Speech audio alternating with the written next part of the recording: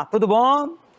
Eu aqui de novo, mas nem dá tempo de sentir saudade, né? Já estou aqui de volta, professor Vitorino Rodrigues, aula de língua portuguesa para o 8º ano. Quem está sintonizando agora já sabe, né? Bom, vamos continuar trabalhando com o conto. Porém, hoje vamos ver as diferentes vozes no texto, tá bom?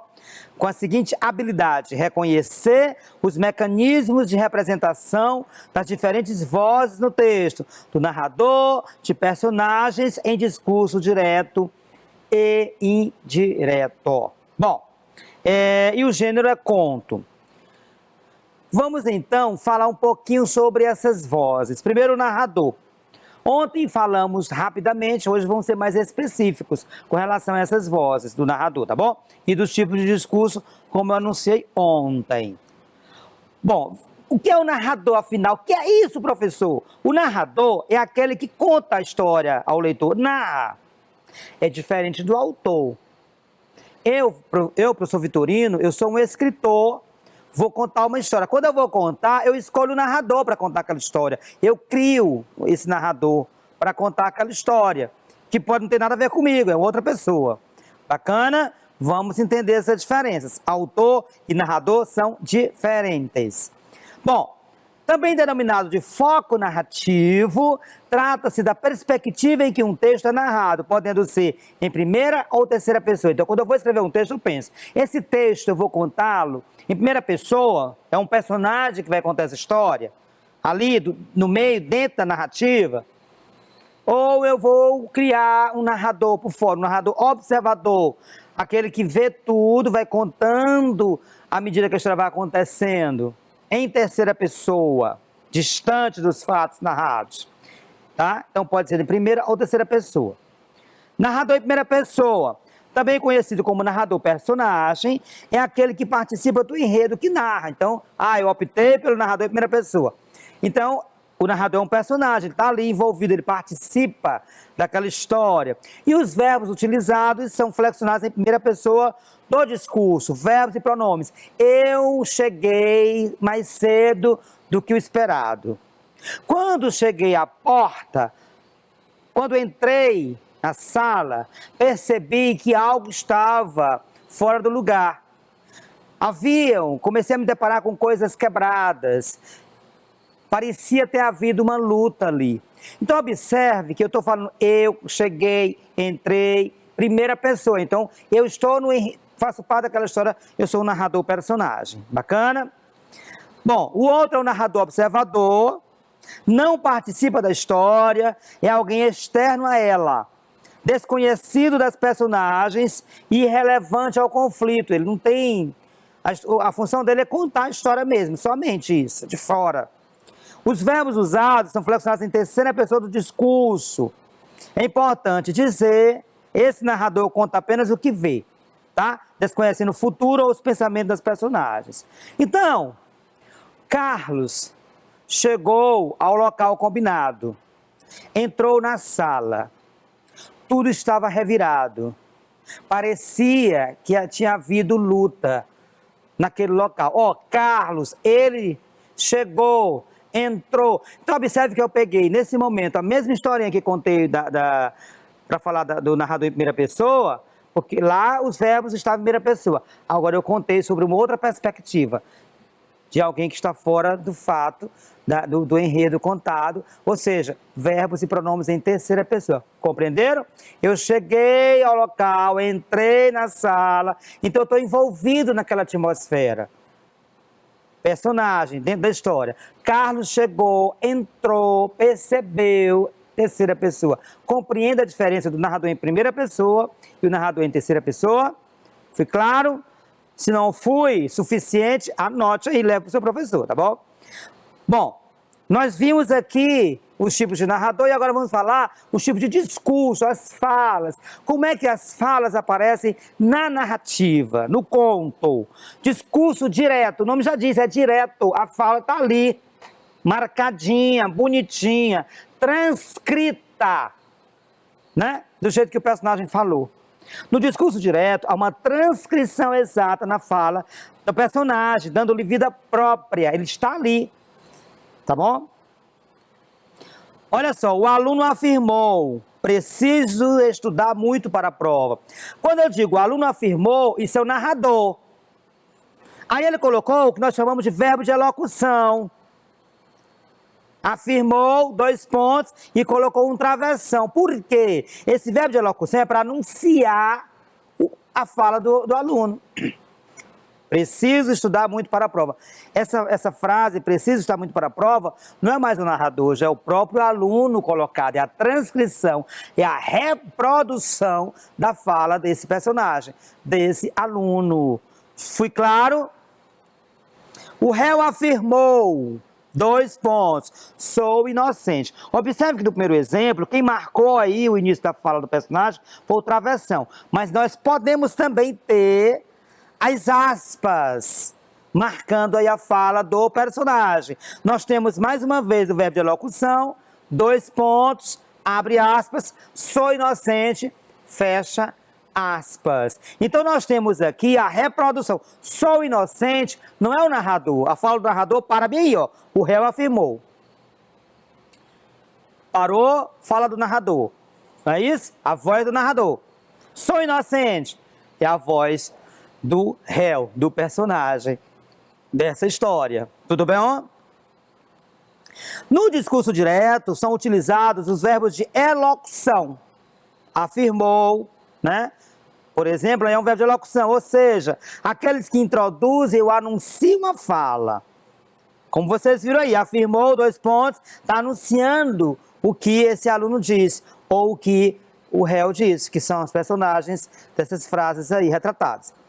Então, que outros verbos podem utilizar, podem exercer essa função? Dizer, falar, afirmar, perguntar, declarar, responder, indagar, entre outros. Tudo bom? O professor disse, 2 pontos. Disse é o verbo de elocução. Travessão, a fala, aquilo que vou reproduzir agora o que o professor disse. Fique atento. Vou passar para a próxima questão. Aí já é a fala do professor. Bacana? Continuemos.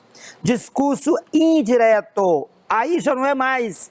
A fala está colocada, mas de uma forma indireta, ou seja, não está transcrita, não está copiada do jeito que o personagem falou. Está de acordo com a fala do narrador.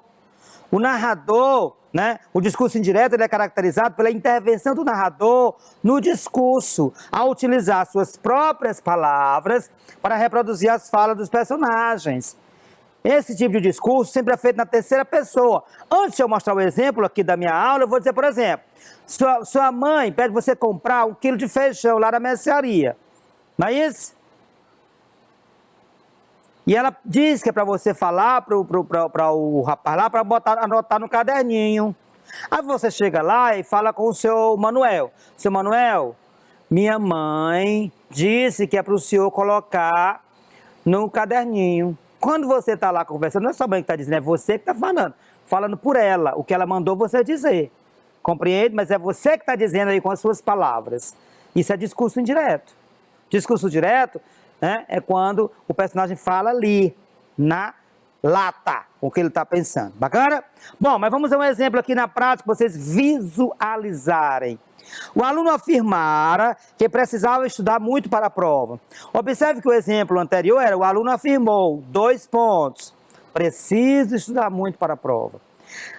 Aí eu ouvi aquilo, aí eu cheguei lá nas salas professores e disse, o aluno afirmara que precisava estudar muito para a prova. Aí eu estou, o quê? Usando minhas palavras para dizer o que o aluno tinha falado para mim. O aluno da 18A disse que tem uma coisa fedendo no banheiro. Eu estou falando com minhas palavras o que o aluno pediu que eu falasse na diretoria. Vocês estão entendendo a diferença? Isso é discurso indireto. Tá bom? Tudo bem. Diretora, minha mãe disse que só vai comprar farda na próxima semana. Compreenderam? Então vamos lá. Da mesma maneira que no discurso direto nós temos o verbo de elocução, aqui também temos. Afirmara. Porém, ao invés de nós termos 2 pontos, travessão ou aspas, nós vamos ter essa conjunção. Afirmara que precisava estudar muito para a prova. Compreenderam a diferença? No discurso indireto, nós não temos dois pontos e travessão para a fala da personagem, porque ele não fala, quem fala é o narrador. Então, é direto. O aluno afirmara, verbo de locução continua, mas eu utilizo uma conjunção, o que, ou poderia ser a conjunção se. Outro exemplo. O réu afirmou que era inocente. Nós temos afirmou, é o verbo de locução. Mas não tem dois pontos de travessão aí. Tem o quê? A conjunção que. Observe que é tudo juntinho, tudo emendado aí. Por quê? Porque é a fala do narrador. Ele reproduz, ele fala com as palavras dele o que o personagem disse. Mas quem está dizendo ali naquele momento, a voz, que voz é aquela? É a voz do narrador. Tá bom? São utilizados verbos de locução para anunciar o discurso, como eu marquei ali, afirmar e afirmou, além de conjunções que separam a fala do narrador da fala dos personagens, o que e o se, tá? Nós não temos aí dois pontos em travessão nem aspas, porém nós temos a conjunção para indicar ali a parte que se refere ao que o personagem disse. Bom, temos ainda o discurso indireto livre. É a combinação do discurso direto e indireto, em que não se utilizam marcações como os dois pontos de travessão, que é do discurso direto, e não utilizamos também verbo de locução do discurso indireto, tá? Nesse caso, as falas e pensamentos misturam-se com o discurso do narrador. É como se o narrador vai falando, aí de repente, aquilo que o narrador está dizendo coincide com o pensamento do personagem. Olha só, fez o que julgava necessário, não estava arrependido, mas sentia um peso. Talvez não tenha sido suficientemente justo com as crianças. Quando diz talvez não tenha sido suficientemente justo com as crianças, isso ao mesmo tempo é o narrador que está falando, mas é também do personagem, é um pensamento do personagem, uma reflexão, é uma voz também que é do personagem. Por isso que o discurso indireto livre coincide ao mesmo tempo algo que é do narrador e do personagem. Vamos ver um outro exemplo. O despertador tocou um pouco mais cedo. Vamos lá, eu sei que consigo. Quando diz, vamos lá, eu sei que consigo, isso é o narrador que está aí, porém, é um pensamento do personagem, entendeu? Vamos lá. Então, quando há essa combinação, nós chamamos de discurso indireto livre, tá? Amanheceu chovendo. Bem, lá vou eu passar o dia assistindo televisão. Observe que aqui também nós temos uma marca que ao mesmo tempo é discurso, é fala do narrador e é voz do personagem. Observe que entre a fala do narrador e a fala do personagem não há nenhuma marca, não é nada indicando. É o próprio contexto, é a situação que está ali que me diz que aquela fala, aquela parte, né, aquele trecho reproduz tanto o narrador, se refere ao narrador, como também se refere a um pensamento do personagem, uma voz do personagem. Bacana? Bom, vamos responder algumas questões para ver se vocês fixaram bem isso aí. As pérolas. Dentro do pacote de açúcar, Renata encontrou uma pérola. A pérola era evidentemente para Renata, que sempre desejou possuir um colar de pérolas. Mas sua profissão de doceira não dava para isto. Agora vou esperar que cheguem as outras pérolas, disse Renata confiante. E ativou a fabricação de doces para esvaziar mais pacotes de açúcar. Observe que nós temos aqui um travessão que inicia a fala do personagem. Agora vou esperar que cheguem as outras pérolas. Isso aqui é a fala do personagem. E temos um outro travessão que separa a fala da Renata e a fala do narrador, que vem em seguida, disse Renata confiante. Tá? Então esse travessão aí é para iniciar aí, na verdade, a fala do narrador e não do personagem. E ativou a fabricação de doces para esvaziar mais pacotes de açúcar. Os clientes queixavam-se de que os doces de Renata estavam demasiado doces e muitos devolviam as encomendas. Por que não apareceu outra pérola? Renata deixou de ser doceira qualificada e ultimamente só fazia arroz doce. Envelheceu. A menina que provou o arroz doce aquele dia quase já ia quebrando um dente ao mastigar um pedaço encaroçado. O caroço era uma pérola, a mãe não quis devolvê-la a Renata. e disse: quem sabe se não aparecerão outras, e eu farei com elas um colar de pérolas. Vou encomendar arroz doce toda semana. Observe que a pérola, no início, era na casa da Renata, e agora já apareceu na casa da menina que comeu arroz doce. Vocês perceberam aí? Que também quer, certamente, um colar de pérolas, ou seja, tem a ver com a questão social dessas famílias, né?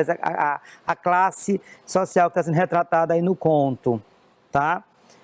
Ambas querem colar de pérola e parece que havia uma continuidade, como se isso fosse cada família que porventura recebesse também uma pérola no arroz doce, também quisesse vir a ter um colar de pérolas, como representação aí da mudança de vida. Bom, dentro do pacote de açúcar, Renata encontrou uma pérola. A pérola era, evidentemente, para Renata, que sempre desejou possuir um colar de pérolas, mas sua profissão de doceira não dava para isto. No trecho acima, temos a presença da voz. Quem está falando aí?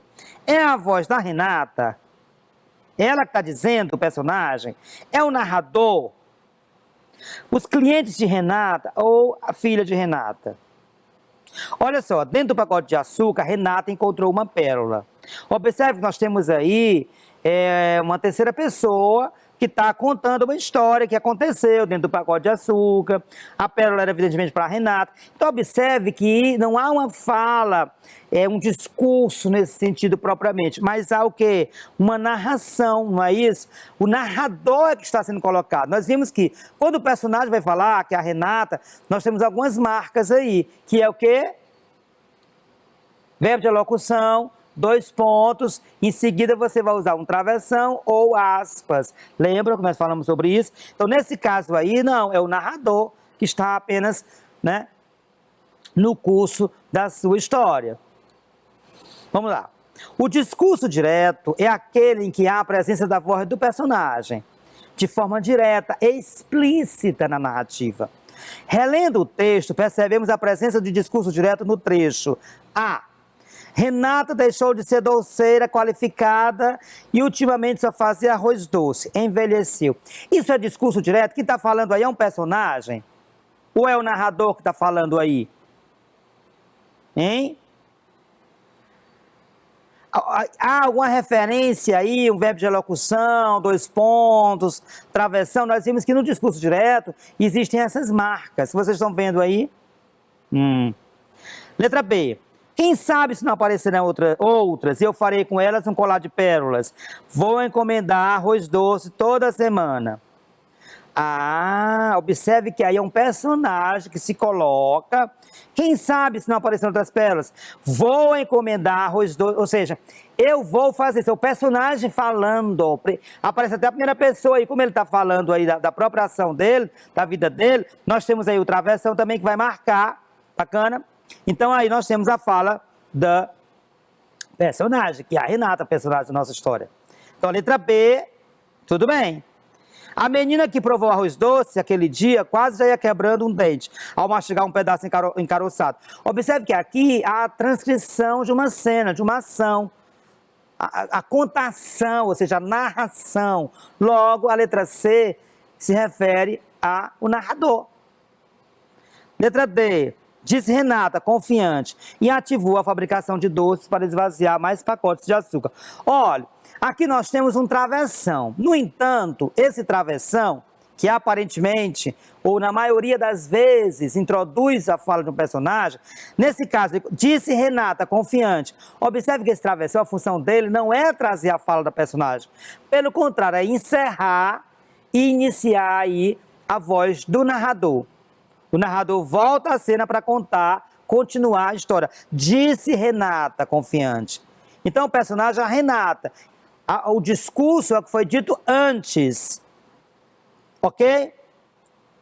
Ou seja, o que ela disse? A letra B, a resposta correta. Quer dizer, quem sabe se não aparecerão outras? E eu farei com elas um colar de pérolas. Vou encomendar arroz doce toda semana.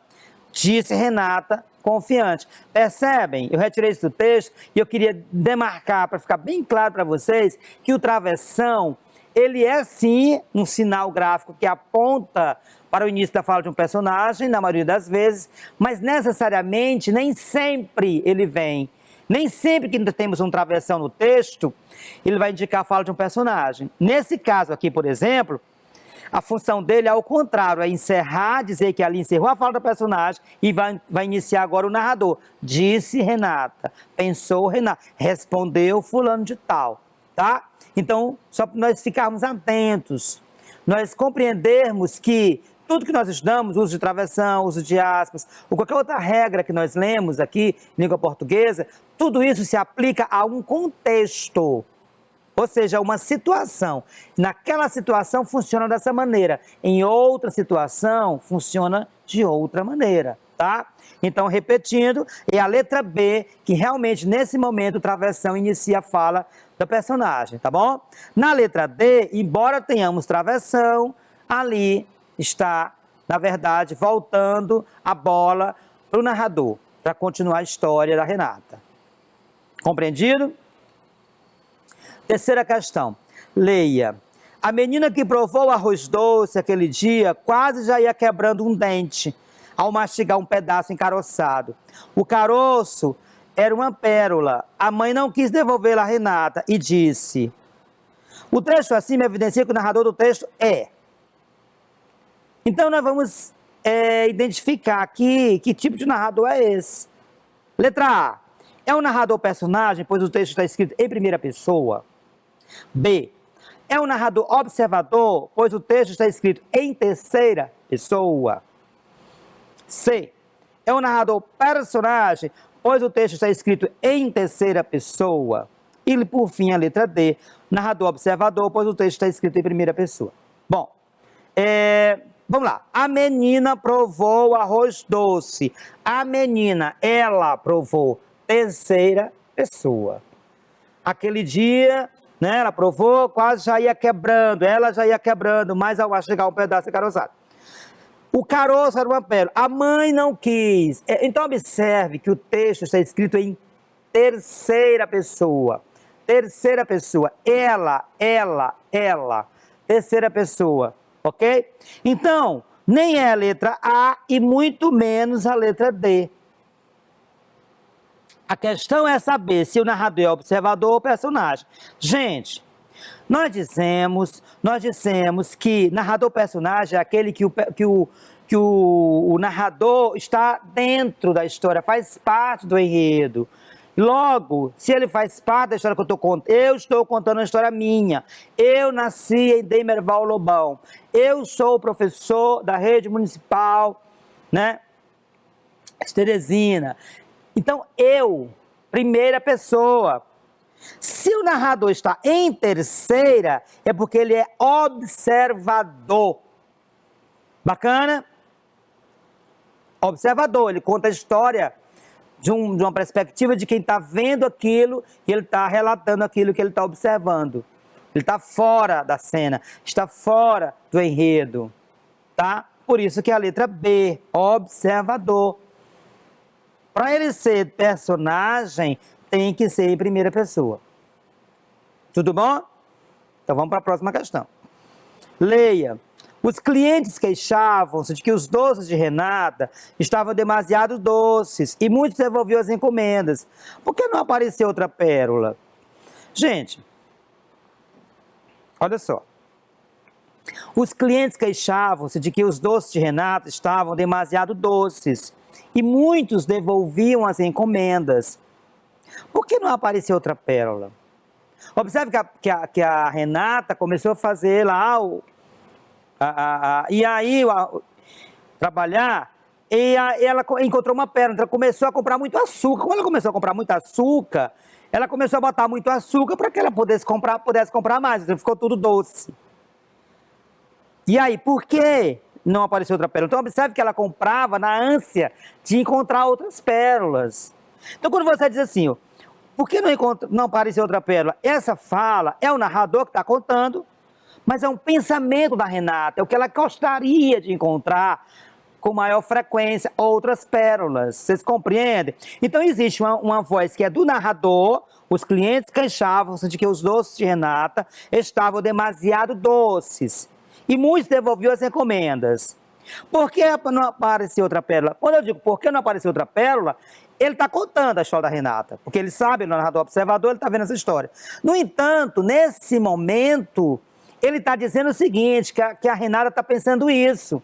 Por isso que ela está comprando, porque ela está pensando, ela está falando, é a voz dela aí querendo encontrar mais pérola. Por que não aparecia outra pérola? Compreende? Então eu tenho aí uma coincidência. Eu tenho uma voz que é do narrador e eu também tenho uma voz que é do personagem. Eu coincido, né? Juntam-se isso. E observe que não tem nem dois pontos, nem verbo de elocução, não tem nem um recurso gráfico para separar essas vozes. Elas se misturam, elas coincidem. Muito bem. Por que eu estou falando isso? Observe que a expressão destacada no trecho acima, ao mesmo tempo que se configura a voz do narrador, é o narrador que está dizendo, constitui-se também um pensamento de Renata, falando consigo mesma. Isso porque o narrador fez uso do discurso direto, será? Nós lembramos que o discurso direto é aquele em que nós reproduzimos a fala do personagem, nós utilizamos dois pontos e travessão, não há, ou aspas, não há. Então não é a letra A. Discurso indireto. Bom, discurso indireto nós lembramos que tem verbo de elocução e tem aquela partícula que ou a partícula se, tá? É o narrador falando pelo personagem. Nós não temos verbo de elocução aqui e nem tem a partícula que. Então não é discurso indireto. Discurso indireto livre? Sim, discurso indireto livre. É quando há essa coincidência de falas narrador e personagem, e não há nenhuma marca gráfica, né, ou gramática aí que possa distinguir uma fala da outra, é tudo a mesma coisa, bacana? Bom, nós vamos encerrar nossa aula por aqui, espero que vocês tenham compreendido, se não, as dúvidas que porventura tenham surgido, vocês levem ao seu professor, para que possa dirimi-las, tá? O importante é que nós não tenhamos dúvida, tá? Se por acaso apareceu alguma, nós precisamos resolver, para que o conteúdo fique mais fortalecido e nós possamos dominá-lo mais, saber mais, e aí, né, prosseguir. Bacana? Muito bem.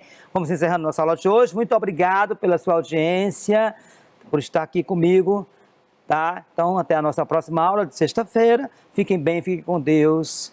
Tchau, tchau.